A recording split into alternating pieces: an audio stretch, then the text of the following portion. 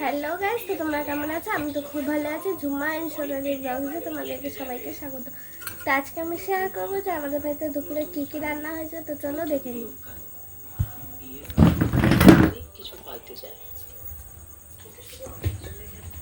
তো এটা হচ্ছে মাছের মাথা দিয়ে মুগ ডাল, এটা হলো মাছের তেল আলু দিয়ে ভাজা,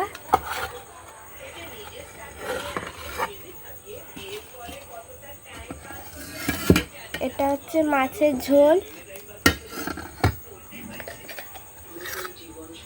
এটা হলো পটল ভাজা, এটা হলো শাক।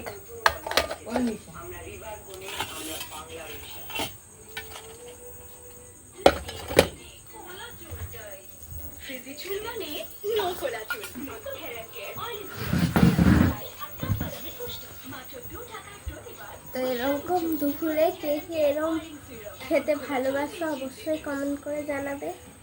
ভিডিওটা ভালো লাগলে অবশ্যই একটা লাইক করে দেবে, কমেন্ট করে দেবে, শেয়ার করে দেবে, সাবস্ক্রাইব করে দেবে। টাটা।